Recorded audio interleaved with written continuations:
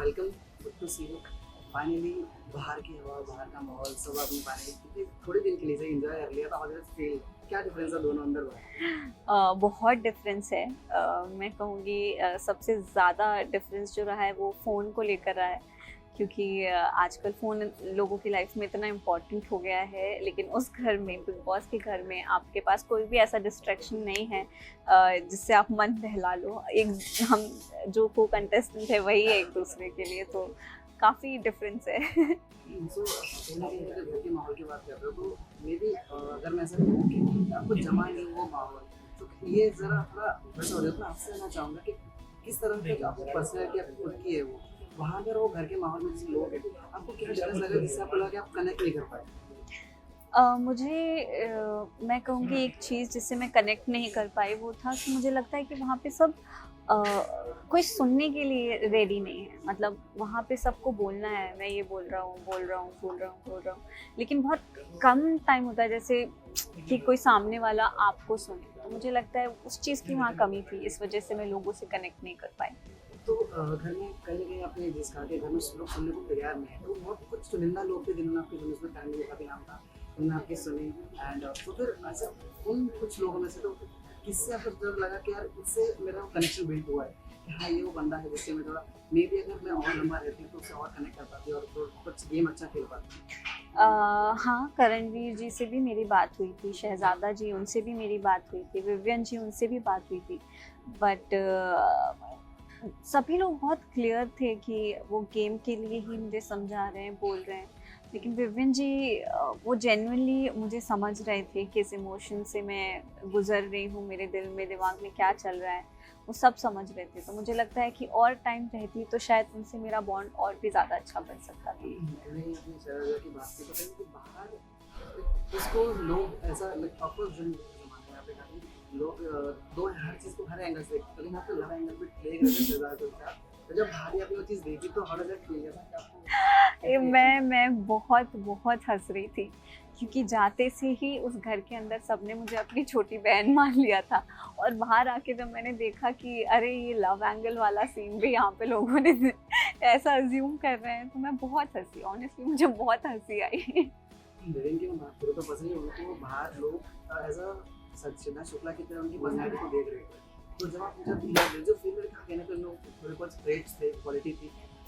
अम, मुझे लगता है कि दोनों बहुत ही अलग डिफरेंट इंसान हैं, आई डोंट थिंक सो, लेकिन वो जैसे हैं वो रियल हैं। और वो जो भी कर रहे हैं, I think he is doing great, और ऑडियंस उन्हें बहुत प्यार दे रही है। कहीं न कहीं अगर आपके नॉमिनेशन की बात करें, अगर आपके घर से जो हुआ तो सब घर के सदस्य की वो फैसला था एंड नॉमिनेट होना भी नहीं था। मैंने ऐसा कहा कि जिसके ऊपर आपने भरोसा किया, उन्हीं ने आपको धोखा दिया। तो आप कितना आपको कैसा बोलते हैं ना डिसहार्टनिंग फील होता है जब अपने लोग ऐसा करते हैं, तो जैसे ऐसा कोई फीलिंग्स थी मन में अंदर? मन मुटाव किसी के साथ? हाँ, मतलब मन मुटाव तो नहीं, बट बुरा लगा, क्योंकि वहाँ पे सभी को पता है कि मैं कितनी इमोशन के साथ गुजर रही थी, कितनी चुप थी। और हर वीक के साथ, हर दिन के साथ मैंने अपने तरफ से बहुत कोशिश की है लोगों से बात करने की, घुलने मिलने की। और वीक डेज में वो बोलते भी थे कि नहीं तू ग्रो कर रही है, यू आर डूइंग गुड, अभी बात करने लगी है। लेकिन जैसे ही नॉमिनेशंस की बात आती थी तो वही रीज़न देते थे कि ये बोलती नहीं है। तो वो मुझे सुन के बहुत अजीब लगता था, और बहुत ही, हाँ, बहुत ही हर्ट होती। अविनाश को भी लोगों ने काफ़ी उस तरह से देखा है कि वो काफ़ी बदतमीज है, ढंग से बात नहीं करते, बहुत रूड है, एक पर्सनैलिटी उससे डेवलप करके लोग अपने मन में परसेप्शन बना लिया है ऐसा। तो लाइक आप उनके घर में थी, do you feel the same है कि वो थोड़े बदतमीजी से बात करते हैं या फिर कहीं न कहीं वो जो पॉइंट्स रखते हैं वो कभी-कभी ओवर हो जाते हैं, इनवैलिड हो जाते हैं? वो एक्चुअली मुझे लगता है कि उनकी टोन की वजह से लोगों को लगता है कि वो बदतमीज़ी कर रहे हैं या अग्रेशन में हैं, या यू नो, लेकिन वो वैसे है नहीं। बस उनकी टोन की वजह से सामने वाले को लगता है कि नहीं यार, ये तो चिल्ला के बोल रहा है, अरे ये तो sarcastic वे में बोल रहा है। बट वो उस तरीके से नहीं बोलते हैं। वो सबने दिमाग में बना लिया ना एक, कि अरे ये तो इसी तरीके से बोलेगा, कोई समझने की कोशिश नहीं करता है।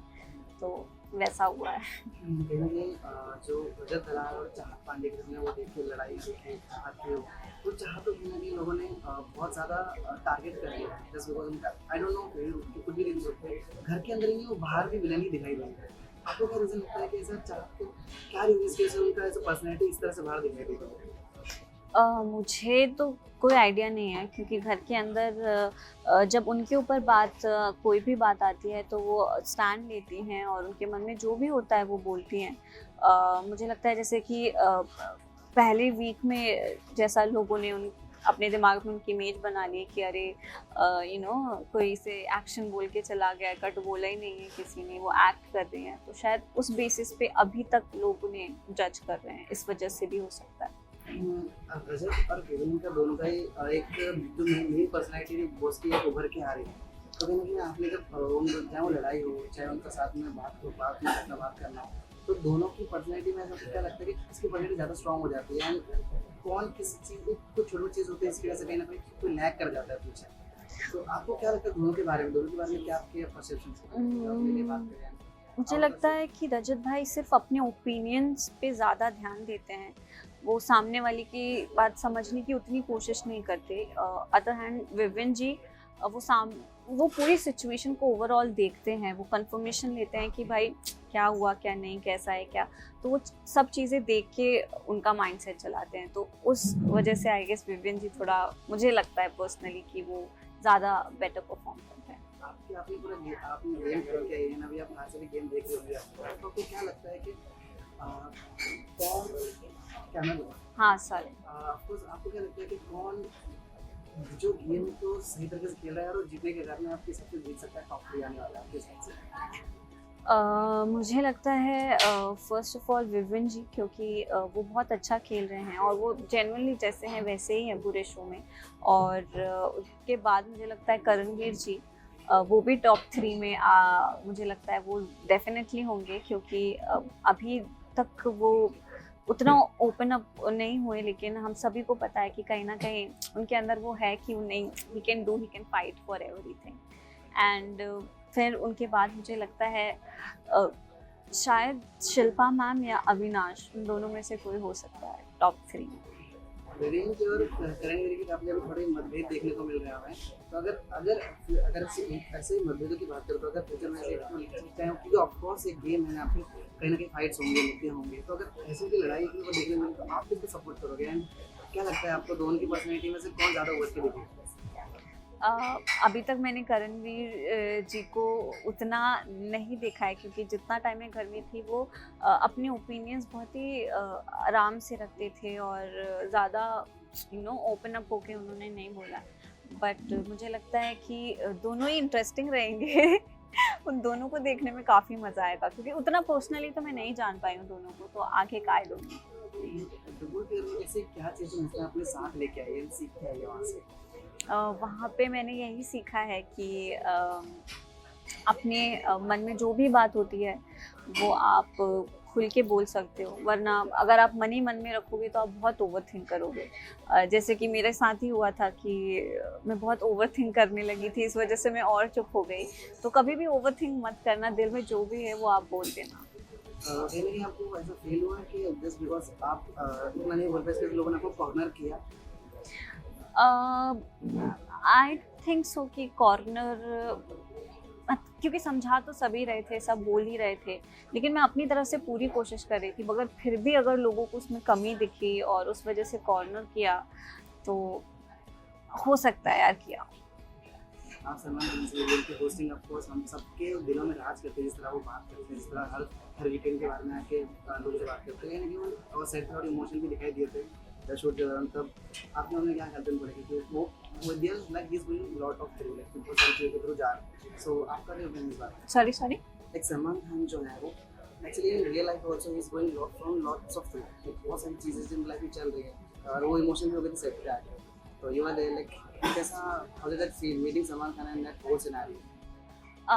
मुझे एक्चुअली उस जिस बारे में आप बात कर रहे हो उसका चीज़ का उतना आइडिया नहीं है, but I guess he is committed to the work, और वो शूट करते थे, आते थे, और जिस बात का उन्होंने कमिटमेंट किया तो वो पूरा करते थे। मतलब ही इज़ देयर कि यार लाइफ में जो भी हो रहा है, लेकिन मेरा ये काम है तो आई विल डू दैट। दोबारा अगर उसके अंदर बिग बॉस 18 के अंदर भेजा जाए तो क्या आपके साथ सीख के रहेगी कि इस बार मैं ये करूँगी जाके जो मैं पिछली बार ये नहीं कर पाई? मुझे लगता है कि मैंने वहाँ लोगों की बहुत सुनी और सुन सुन के ही मैं अपने शेल में चली गई। तो मैं मतलब चीज़ें ओवरथिंक नहीं करूँगी और जो भी मन में आएगा जो भी फ़ील करूँगी वो सामने मुँह पे बोलूँगी। लास्ट मैं चाहता हूँ कि जैसे अभी हमने आपको यहाँ देखे हम आपको और भी बहुत सारे प्रोजेक्ट्स में देखे लास्ट अपने फैंस को क्या मैसेज देना चाहोगे एंड कुछ चीज़ें हैं जो बन रही हैं या फिर आने वाली आपकी भारतीय जनता के लिए वो भी जनता को बता दीजिए। मैं सबसे पहले आप सभी को थैंक यू कहना चाहती हूँ कि आप सभी ने मुझे इतना प्यार दिया, इतना सपोर्ट दिया और अब मैं आगे जो भी प्रोजेक्ट करूँगी, जो भी काम करूँगी, उसमें भी आप सभी का प्यार और सपोर्ट चाहिए होगा, तो प्लीज़ वो बनाए रखिएगा। और जैसे ही कुछ अच्छी न्यूज़ आती है तो मैं बिल्कुल आप सभी के साथ शेयर करती हूँ।